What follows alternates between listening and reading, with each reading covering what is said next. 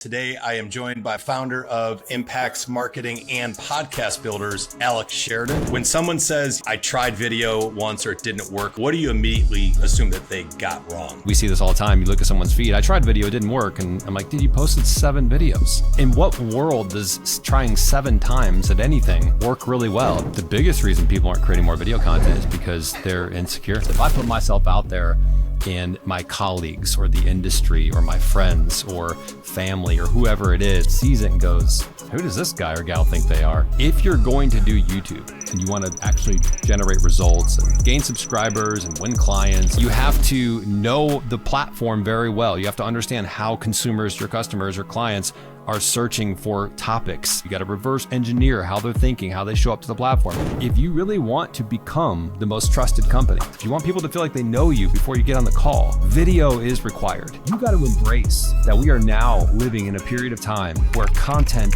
matters so much and it's everything.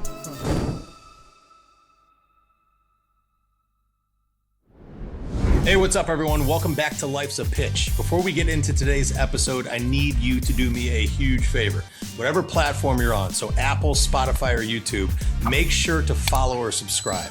I know everybody always says that, but for a newer show like this, 1 subscriber genuinely makes a huge difference. All right, that's my ask. Let's get to our amazing guest for today's show. Today, I am joined by my friend and founder of Impaxs Marketing and Podcast Builders, Alex Sheridan. Alex works with B2B companies to build content systems that drive revenue and position them as the go-to brand in their market. He believes content marketing needs to evolve beyond simply driving awareness, being a nice to have, to a consistent, reliable growth lever tied directly to revenue. After 10 years in B2B sales, Alex brings a client-first perspective to marketing, grounded in how buyers actually think and make decisions. Alex is a proud father, 2 amazing daughters, a crypto investor, didn't know that. We can talk about that if we want to, and a pickleball enthusiast. Get in line on the pickleball enthusiasm. That's taken over right now. Alex, what's up, man? What's up, brother? Glad to be here, man. Appreciate you. Yeah, great to have you. You know, I've told you this multiple times, but like your strategy and your podcasting skills, like I think is one of the reasons why I came into your studio and shot an episode maybe a year and a half ago. And it was really like the driver for me to actually do this. I had another podcast with 2 buddies, but that doesn't really count. That's just more of 2-3 guys shooting the shit. I wanted to start something, and I've really followed your example, like the way that you are interviewing people, the way that you do it. And it was kind of a spark for me. So props and thank you for that. But let's jump into something that I don't think enough people are focusing on. And I know you don't think enough people are focusing on in the B2B space, video, like video content in general. In 2026, it amazes me that more people in the B2B world, decision makers, leadershipers, are not fully all in on video. When someone says, I tried video once or it didn't work, like what do you immediately assume that they got wrong?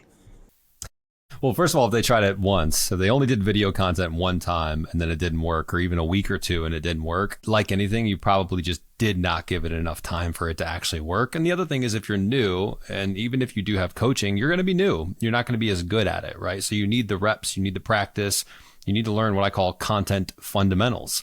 You got to learn how to open up a video. You got to learn how to retain people's attention for more than 2 seconds, right? And you got to learn how to close it out. So those are all things that you need to learn as you go through that video creation process that you're not going to have in the beginning. So if you're getting discouraged because you put out a few videos, we see this all the time. You look at someone's feed. I tried video, it didn't work. And I'm like, dude, you posted 7 videos.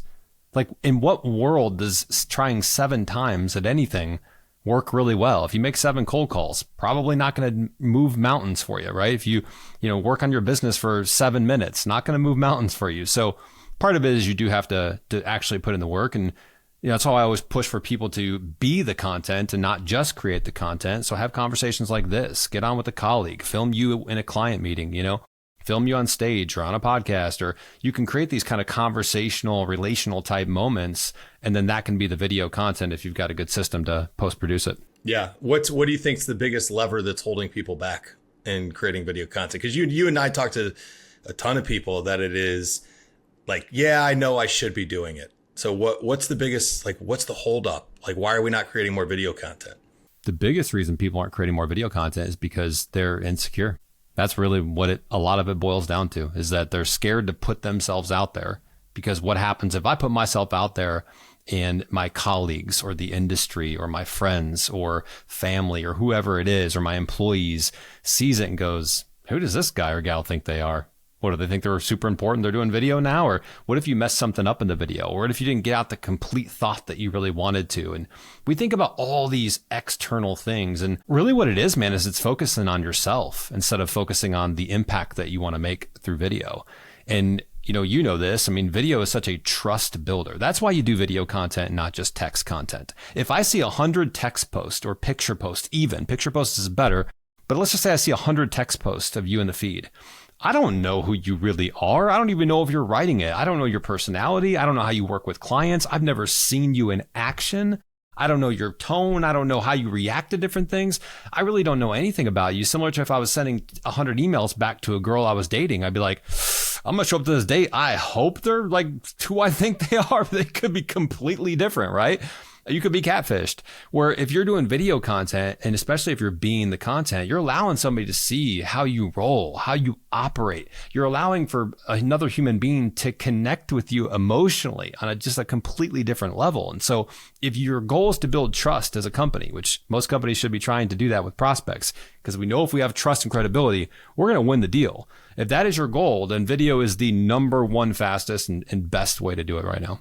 So 100% agree. I mean, copy paste that onto my website, like, for sure, dude. I mean, it's a massive trust builder. It's a differentiator because, while we understand, I think that more people are creating content on social, especially LinkedIn today in the B2B world. Like, I still don't necessarily know how many of them are doing video and doing video the right way.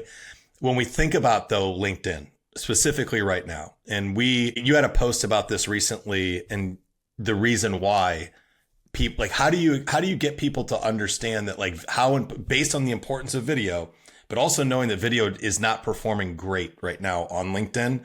Like, what's that talk track to you where you say, like, yes, I know it's not performing well right now and the reach is down, but. Well, I think, if you're going to convince someone to do video, you do got to take it back to a very strategic perspective on the industry, on your business type level. So, I mean, first of all, video content should be on your website, not just LinkedIn, not just Instagram, not just TikTok. It should be, you talking to clients, and they get to see clients experience the success they've had with you, the transformation they've had with you. It could be a part of every sales process and touch point. It could be sales enablement content where you get on all these calls with prospects, or your team does, and you notice, man, we keep getting the same 7 questions every single sales call. Why don't we make a video about it? And people can learn about it. We can send it to them before the call, after the call. We can add it in our email sequences. There's a ton of different ways to add video to the big picture. But I think, again, when I work with companies, it's never like, hey, let's go do the content or let's plan out the content strategy. I actually start with brand positioning. I start with the strategy in terms of how do we want to appear in the marketplace? What do we stand for? What's different about us versus every other competitors? And I think that's where you got to sit down with a CEO and say, hey, if you're serious about becoming the most trusted and go-to known brand in your space, what are you willing to do to get that? And some people might say, we're not willing to do that. We don't want to go that far, right? We just want to create some content here and there and be active on social media, although I don't think that's a good strategy. But if you really want to become the most trusted company in your space, and you want to be the go-to, and you want to get invited on stages, and you want to get invited on podcasts, and you want customers to be 90% of the way sold by the time they book calls with you because they've been watching your damn videos for 4, 5, 6 months. That's what happens. If you want people to feel like they know you before you get on the call, video is required. It is a must. If you don't want that, that's cool. But then we're probably not a good fit to work together. Yeah. Well, let's stay there really quick. Let's talk about Impaxs. Impaxs has been around now been around for a few years. Tell me a little bit about that. And then also, I know that you just recently rolled out Podcast Builders, which is, I saw that post and I'm like, this just naturally makes sense for you. So Let's talk about those two a little bit and where they're similar and where they're different. I'm guessing the similarity is based on everything that we've talked about, kind of that, like, just showing up anywhere you can with video. But why don't you hit on that for a little bit? So we believe that marketing from a B2B standpoint needed to fundamentally change. That marketing for B2B companies is broken. And what's happened over the last several years and really decade is a lot of marketing agencies have come in, and there are some good ones, but a lot of them came in and it became this cookie cutter type mentality, right? It was like, we're going to create content for you. We're going to put together a picture or a visual. We're going to post on LinkedIn for you. We're going to write some copy, and now it's with AI. And you lost the actual emotion and stories and insights and uniqueness that actually what needed to be in there from a founder, CEO, and even their team standpoint. And so when you look at people's profiles or you look at the marketing that they're doing, the website messaging's all over the place. It's confusing. There's no content of people actually saying real things and the results they're getting on the web, like on transformations that they're going through from a client standpoint. The LinkedIn content looks like it was written by a summer intern that's learning marketing for the first time. There's visuals and they're highly promotional. And so I would talk to companies, Jared, and I'm sure you did the same thing. You talk to a company, they've been posting on LinkedIn for 2 years and have not gotten one single lead. And they're posting on LinkedIn and Instagram and TikTok. And they started to lose faith that content marketing could actually work. And they'd come to me and said, I don't know if I really believe in this. And I'd say, why? And they said, well, we've done this for 2 years in a row. And it's done nothing for our business. In fact, speaking to a company here that I worked with for about 8 months, they were spending $100,000 a year on a marketing person to do all their marketing. They brought in a CMO to spend $5,000 a month to help them with strategy. And then we came in, looked at the website, looked at the content, everything was off. And so a lot of times these agencies are just like coming in, doing marketing, and the CEO or the founder doesn't know because they're not doing marketing. They don't do that for a living. And so they sort of get taken advantage of. Our mindset with Impaxs is like, nah, we're going to come in and help you understand this yourself. We're going to help you build an in-house operation so you don't have to rely on a marketing agency anymore. You actually can do this internally. And it doesn't mean your team's editing videos. We have offshore talent we can bring in and loop into your company and you can work with them. And now we have AI, man. It's so much easier now with AI because it can do a lot of the things that an agency had to do for you 3 years ago. So our positioning was empower the companies, give the power back to the B2B companies and allow them to be able to understand it, do it at a high level. And then if they want to offshore or outsource something from that point, they can. Mm-hmm. And then Podcast Builders just developed because, I ran a podcast for little under 2 years and it became a BD development tool for us. It won us a ton of clients. We produced endless video content. We built relationships. We started building a local community of other founders. It became an unbelievable life-changing tool for us running that podcast. And I said, more B2B companies need to be doing this. This is strategic. It's algorithm proof. It's AI proof. It doesn't require, if hopefully the LinkedIn algorithm's good to me today. No. I'm controlling the conversation. I own the conversation. We own it together. We're bringing people in and then we're creating the content and then pushing it all out to social media. And I think most companies have it actually backwards today. Yeah. So when let's talk about social media, and then I want to go back to the agency versus in-house model. LinkedIn, obviously, if you think about it, LinkedIn's the B2B platform. Love it or hate it, that's what it is. Do we wish another one would pop up? Of course we do at some point. That would be nice. I do. That would be great. I do feel, and you tell me, do you feel like people are sleeping on YouTube right now in the B2B space? Yeah. YouTube is definitely an underrated platform in B2B. No question about it. The question here, though, is not, yes, do research, understand, is YouTube a good platform for us specifically? Because for some companies, it honestly isn't. But for a lot of them, it could be. It is. So you need to do the research and understand the strategy behind it. But here's the part that I think a lot of people do miss. If you're going to do YouTube and do it well, and you want to actually generate results and gain subscribers and win clients and have your content perform. And I went through this building a YouTube channel where it was a ghost channel for my first 200, I had 200 subscribers for like 3 or 4 years. I was just putting videos on there, no real strategy. As soon as I put a strategy in place, we went from 200 subscribers to 14,000 subscribers, started winning clients there, generating leads consistently. It became a nice channel for us. But to do that, you got to put in a lot of work. And you have to know the platform very well. You have to understand how consumers, your customers, your clients are searching for topics and content on that platform. You got to reverse engineer how they're thinking, how they show up to the platform. You have to really nail your thumbnails. You have to really understand how titles work with the thumbnails, because those two are different, but they need to be one packaged box that you give to the consumer and they click on that and watch it. You need to know how to nail the video in the first few seconds. It can't be too long, but it's got to be punchy. It's got to be intriguing. All of these things go into it. And so if you're a company that's ready to embark on that journey, yes, it can be a great platform. But to say like, hey, we're going to make, a couple long form videos and hopefully something happens, probably not going to happen. I actually got away from YouTube because, and this is something I don't think gets talked about enough in content marketing, I didn't enjoy making the videos. I hated making long form videos. I didn't like writing out the script, and you kind of have to write out a script or at least bullet points or something for a long form video. It was brutal making it. I didn't enjoy it. I was like, this isn't fun to me. And so I actually, about 2 years ago, moved away from those subscribers and that channel. And maybe I'll come back to it at some point, who knows?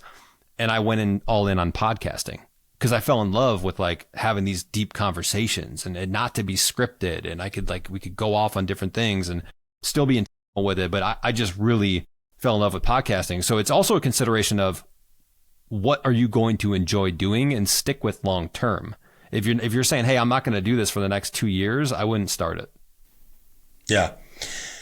It's interesting from a YouTube perspective because I just jumped in, we have this channel and this is my only YouTube that I've done. Any type of strategy around it, I would say there's not, but I've watched a ton of your YouTube videos and it's like, okay, this is like a different world compared to where I am right now and what I ultimately want to get to. So I've watched YouTube videos on YouTube and I've consumed content, but you're 100% right. It's a lot more than I think meets the eye what I initially thought. I thought it was just put out good videos, put it on YouTube, and you'll naturally be able to build. It's not the case. What was that moment though? You said that there was that like moment where you tried something. What was that thing that you started to do that was different that took you from here to here? Yeah. And the thing I'll say about that too is that you also got to know your client really well. Cause let's say you are a marketing agency, you're trying to market to these CEOs or founders that are running 7-8 figure companies. I mean, you think they're YouTubing videos on marketing? No, but probably their marketing director or marketing manager is. And so if you can make videos about how to run the marketing team or how to get better results with LinkedIn or this channel, and you really do it right, then yes, you might attract them, and then maybe they want to bring you in. So you got to kind of know your audience. Where are they? And are they watching these types of videos, or are they watching podcasts? Do they do email? Are they on LinkedIn? That's all part of the strategy, obviously. But in terms of what changed, how I went from 200 subscribers on YouTube to 14,000 plus, high level, I just got very serious about the platform. I got obsessed with like understanding, hey, for example, I was doing things like, the 3 C's of a LinkedIn strategy: connection, content, and this. And then, looking back and being like, no one's searching for the fucking 3 C's. Like no one even knows what that is, right? Like instead they're searching LinkedIn marketing strategy, LinkedIn lead generation system, or how to win clients on LinkedIn. And so I started kind of rethinking how I shot my videos and just being more intentional. And I did more research and I looked at other videos and said, what's performing? What's not? Ooh, this is a good thumbnail idea. Let me take it and make it my own, not copy it. But this is a good title. Let me not copy it, but let me take it and make it my own. And those performed, right? And then, so it's just kind of the fundamentals of the YouTube platform, just like there's fundamentals of LinkedIn. You know this, right? Like if you go to LinkedIn, you're new. It's like you got to learn the flow of it. You got to learn the audience. The algorithm works a little bit different here. What content hits first, what doesn't. Same thing on YouTube. It's just wildly different than LinkedIn. I mean, LinkedIn is an ever-changing animal right now. It's funny when you get people that used to be on LinkedIn consistently back in the day. When I say back in the day, I mean like basically anything prior to 2023. And they jump back on LinkedIn and it's a very different world. The reach that they were getting back then and what they were putting out back then is not working today. So it is definitely, and I'm speaking just for LinkedIn, it's a platform you just have to stay on top of and stay consistent with. Like right now, like even this week, we just talked about it before we hit play, was the algorithm changed again. And you brought up a good point. So I want to stick to this. LinkedIn's now focused on like showing your content to second degree connections and basing their interest on whether or not they'll show it to first degree connections and then what that reach looks like. What does that tell you about the direction that LinkedIn wants to take this thing? It tells me that LinkedIn has no clue what they're doing, if that's their strategy, because I'm going to say, show it to my second degree. If the algorithm has changed, and if this is true, and they say, we're now going to show your content to your second degree connections and see if they're interested in the content. And if they are interested in the content, then we're going to push it to a bigger audience. Well, first of all, how are you even selecting which second degree connections see my content?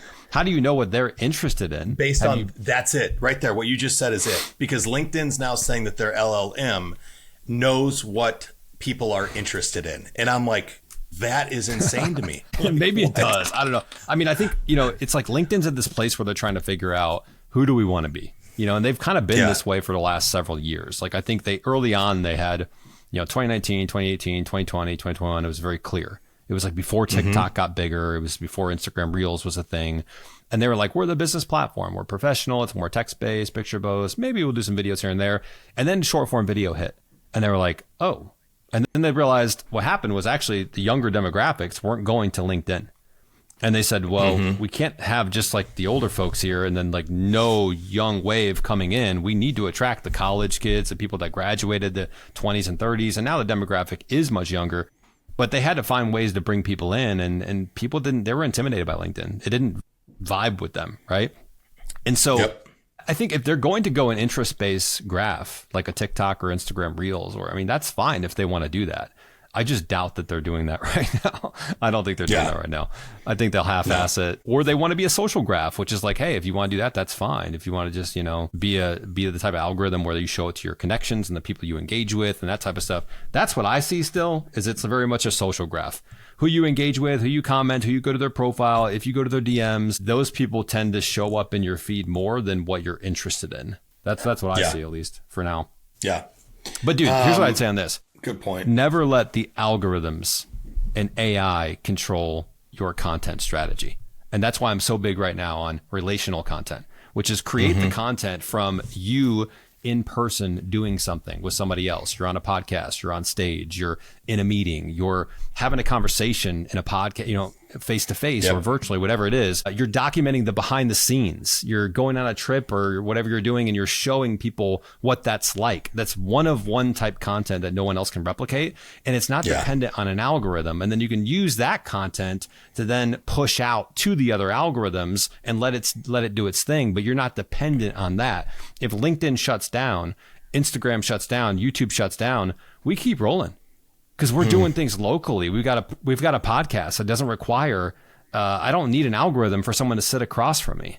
I can record my client calls and they can see what that's like. I can send it in a sales conversation after a call. If they say, hey, what's it like to work with you? Check out this 20-minute video. I did a coaching session with a client. You can use video in a bunch of different ways where it can be almost your 24/7 sales rep, where you don't need an algorithm.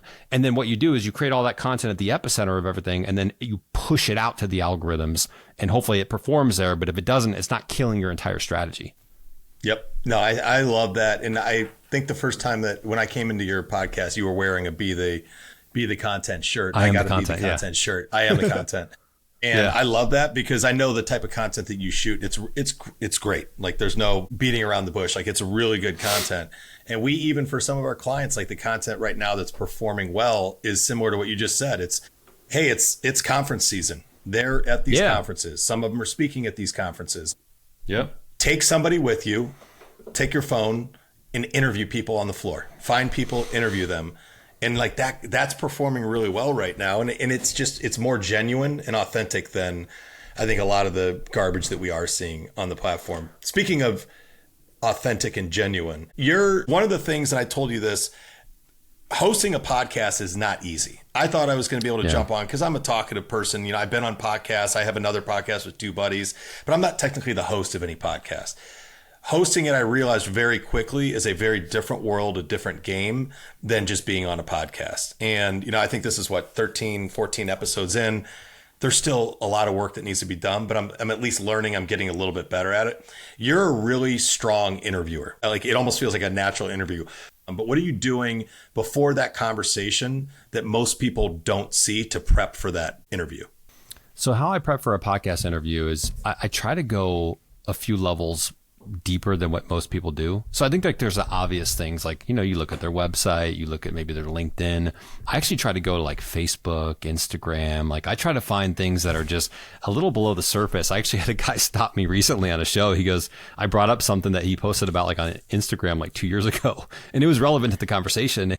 He was looking at me when I said it. He was like confused. And I go, is that not accurate? And he goes, wait, can we stop? He goes, how did you know that? I didn't want to talk about that. I was like, oh, okay. We paused the show and we cut it out and whatever, which usually doesn't happen. But that's the kind of like research that I try and do on people, is to really like dig deep. And I think like the other thing is you have to have a vision for the episode. Like, where do you want this episode to go? And that's something I've recently tried to get a lot better at, and even having a vision and a promise for your show. Like, what is the transformation that you promise your audience that you're going to take them on every single episode and with your show? And, you know, hey, learning or growing or like something vague doesn't even work. It didn't even work with ours early on. It's like founder talk. We'll interview founders and we'll learn about their journey and they'll share their areas of expertise. Now it's even more niche than that.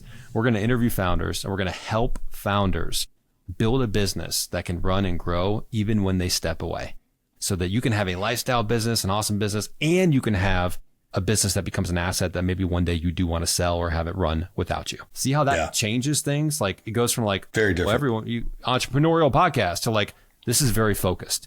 And I've had to go through, and we've made this change recently, I've had to go through and reevaluate guests and say, does this align? It doesn't mean that you have to have built some big empire. You could be great at one specific skill set that founders need to learn in order to remove themselves from a certain sales process or marketing or leadership, or it could be EQ. All of that would still align, because that's part of building a business that can run and grow without you. But I would say those would be the big ones: the prepping at the next level, and then having a vision for the show and a promise you want to make for the show, and then a promise you want to make for every single episode. Those are great, especially the vision piece of it, because again, early on for me, I'm speaking about this podcast, I don't necessarily know if I have a vision. My goal, and when I do this, is to just have a good, fun conversation and try to talk about things and get some personality that maybe they're not necessarily always talking about. But sometimes I'll get done and I'll go back and as I'm editing and going through the episode, I'll be like, there were so many points that I missed that I should have headed down this direction instead of this. And if I would have had that vision, that North Star of every episode, it could have just tracked the entire way, versus potentially, which I tend to do, go down rabbit holes that just didn't need to be kind of hit on and talked about.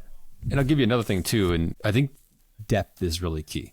Like challenging the guest and asking questions that are like, hey, why do you believe that? Or what would you say to someone that says this is not true? Or, you know, I was on my show the other day and he's like, we won an award for this, and this. And I go, now I'll be honest though, did you guys pay for that award? Or is that something like, I'll just ask questions. And here's what's really important. It's not from an egotistical, like, or I want to trap them. I really don't. I love my guests. I actually want to put them on the pedestal and highlight them. But what happens is your audience is listening and they're going, wait, is that legit though? Or how did they do that? Why did they do that? That doesn't make sense. Or I've heard actually something totally different. And when as a good podcast host answers the questions that the audience is thinking, and that's what really moves the conversation. If you can start doing that stuff, it's super important. Now on the podcast vision piece, you will run into this, like I ran into this too, is like, how discoverable are you? And how aligned are you with the audience? And if I said, hey, what's the benefit of me? What am I going to get out of watching your show? And it's like, it's not really clear for people. They're like, I don't know. It's like good conversations with like founders, entrepreneurs, you know, it's like, okay, but like, what am I getting out of it? You know, why would I come back to it? Because maybe I saw one guy was really good and then someone else was good, but then the next three are not so good. What is that that consistent theme? And I think people see Joe Rogan and they see Diary of the CEO and they see all these people, and like I fell in this trap too, right? Where it's like, we just try to go casual and it's whatever, it's conversational. But those are people that spent 15, 10 years and they built millions of other things first. And they're one of like a billion. In most situations, just like YouTube, find a niche, carve it out, be laser focused, but then still have depth and fun and great conversations and challenge and go deep and all that shit. Because I mean, we call ours the realest room in entrepreneurship. But that's not like the niche necessarily. It's helping them grow a business that can run and grow without them now. But it's also still kind of with that theme, is be the realest room in entrepreneurship. Yeah, dude, that's great. I love that. And I can say this, that when I was on your show, you definitely had some, I don't want to say pushback, but like follow-up questions that kind of forced me to think a little bit harder about something that I just said. And that can feel uncomfortable for people, but that's, I think, where the good stuff ultimately comes. I'll give you one more example, right? And I'm hoping to provide value not only for you, but for audience listening, anyone that's thinking about doing podcasts, or even this translates to all areas of content. But I had a leadership guy, really sharp guy, ton of value, pumped for the episode to drop. He's a specialist in leadership. He has a software, they do coaching. Don't just ask, hey, what is a good leader? What's a manager versus what was a leader? What are the top 3 skills a leader did? All those are fine. You can ask those questions. What's the story about this, and this? But then sometimes you need to ask like, hey, what's one thing that you're falling short on as a leader right now? And like, that stopped him. And he was like, oh shit, I didn't expect that. The goal is because I don't want, people are going to have their answers. They're going to have their like, they're not cookie cutter, but they're going to have their talking points, let's call it, right? And sometimes you got to get them off of their talking points a little bit and get real.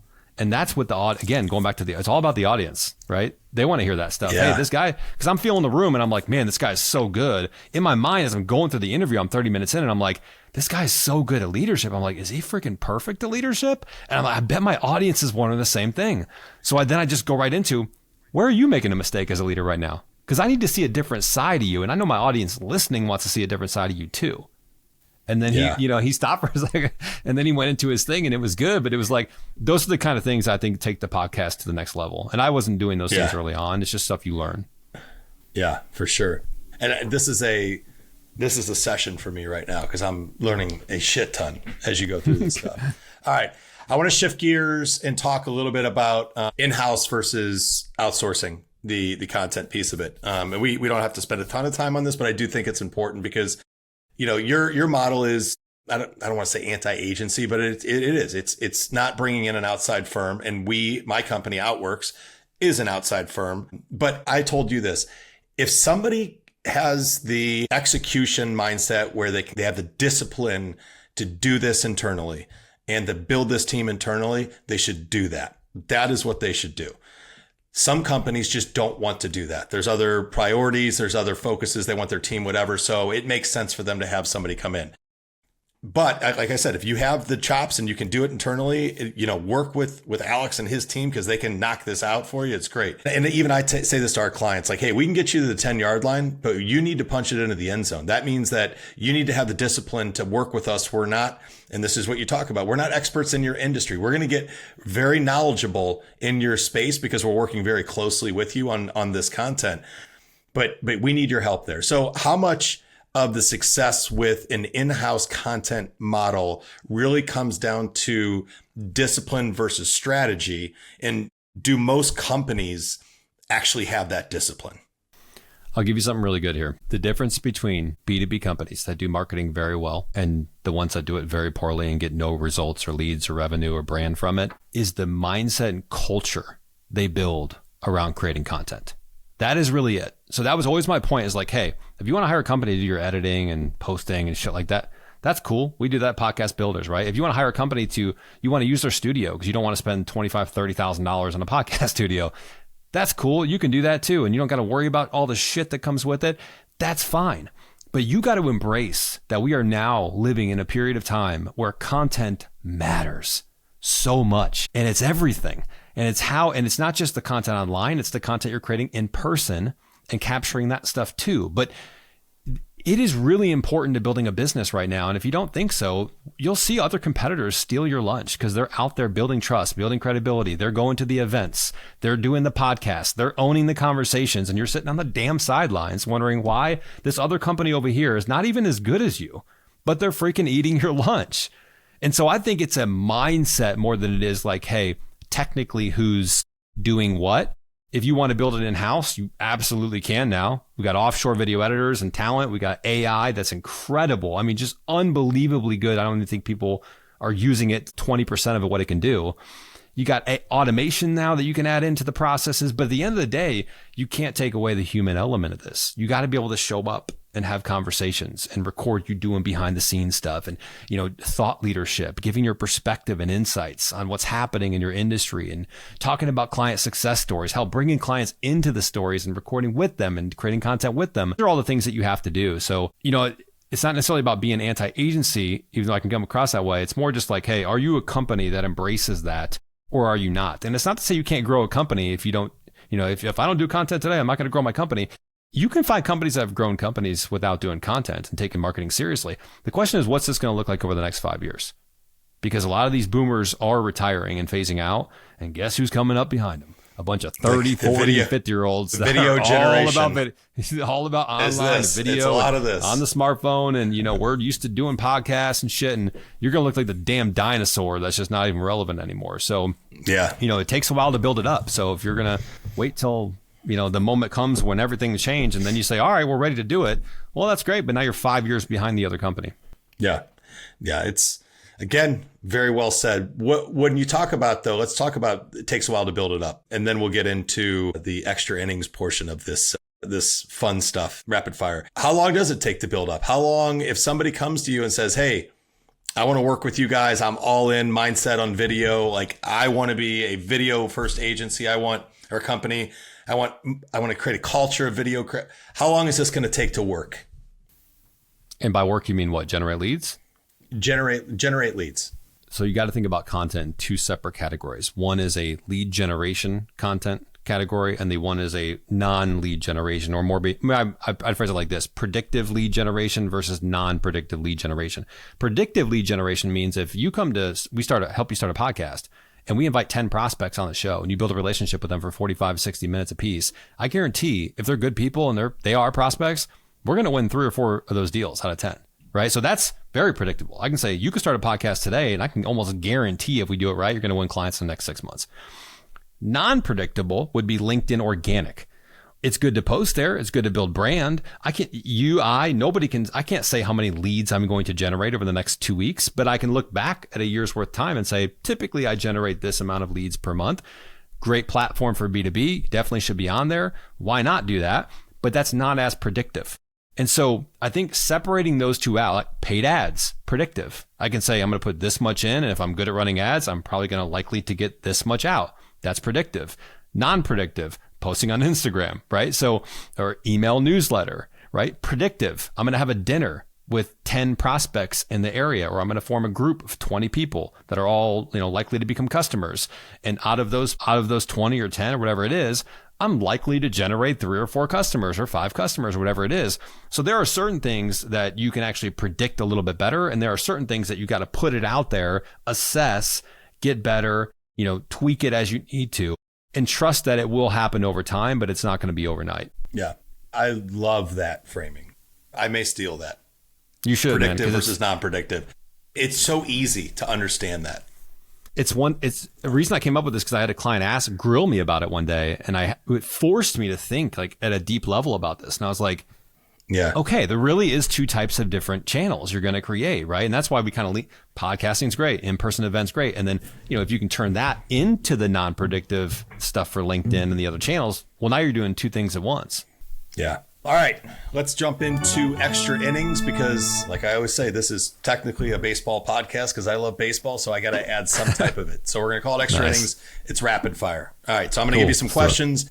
Give me answers. I'm not going to go down rabbit holes, but I want to hear it. So here we go. First thing, what is the one thing that you talk about around others that annoys the hell out of them? And you always talk about it. Doesn't have to be work related. It can be anything. Crypto and blockchain technology. I'm obsessed with it. I'm an investor in it. I believe it's the absolute freaking future of the financial rails. Do research on it if you don't believe that. I talk about it all the time, and it annoys the shit out of people. What is, just for the people that know what it is but don't know what it is, what's a good place they can go to learn more about it? Do you have a go-to channel that you follow? Man, there's Paul Barron is a good one. He's on YouTube. Paul Barron Show. It's more of like a news type show, but he's a very credible dude. Covers a lot about crypto. Cool. What is the last thing that genuinely scared you? First thing that came to my mind was my kids were on a trip with their mom and they had to drive down to Mississippi, and that just scares me because I worry about them. That's what comes to my mind. Yeah. That's our natural instinct. We always worry about our kids. I put the kids on the bus every day, and every day it's like, please I know. Yeah. Yeah. And we could just, if we had more time, I would want to talk more about that aspect of being an entrepreneur and kids. I shouldn't even have teased it because, we talked about it on the last, when I came on your show, which was really cool to kind of open up and get vulnerable there. But yeah. Next question. What's a tool right now that you cannot live without? Probably ChatGPT, Gemini. It's using both of them. I mean, it's used, all of them. I mean, really, those 2 are the most. I mean, we use other AI and editing and things like that, but those are incredible. And one of the quick ways too is don't just give it stuff and have it do stuff. ask it to challenge you on something. Challenge me on my perspective. This post here, challenge me on this. What's the devil advocate here, right? And you'll get some interesting takes back. Yeah. It's really it's mind blowing. It is. It's too nice. It's too nice. And if I agree with that. I don't have mine challenge me enough. Like, it's like, oh, that's a great idea. It fits perfectly. Yeah. I'm like, no, it's not. I purposely put a terrible idea in here. It's not a good idea. Yeah. Like, give me shit. Dude, exactly. Awesome. What is the truth about business or being an entrepreneur that you didn't believe until you actually lived it? I would say that probably like money is sort of a myth. I think I used to hear people charging rates and things like that. And I used to be like, there's no way someone charges that much or this or that. Or I used to think that you couldn't charge a lot for coaching or consulting or, done for you work even. And I think just, growing up with a little bit of maybe of a scarcity mentality or just not having that like entrepreneurial spirit around me. My dad was a cop. My mom worked at a bank. So I just didn't grow up around that. Like anything is possible and you can do that and you can. And I think you got to create value. It's rooted in giving back and making an impact. Yeah. But if you're able to do that at a high level, money is not an object. Go find the right people that need what you have and money's there. Well said. Well said. All right. You're going to a dinner party. It's you and 3 others, living or dead. Who's sitting at your table? I would go Jesus Christ because I'm fascinated by his story. Whether you what you believe about it or not, there's the historical Jesus and then there's the face. So I think that's like I would just want to sit down with him and understand him. Satoshi Nakamoto, who is the inventor of Bitcoin, although it could be it could go back to crypto here. It could be multiple people. Fun combo. Could be one person, we don't know, but I'd love to just understand where that guy was or gal was. And then thirdly, maybe like a Elon Musk. Understanding from an entrepreneurial standpoint, he runs multi-billion dollar companies. Yeah. I just can't fathom it, man. Yeah.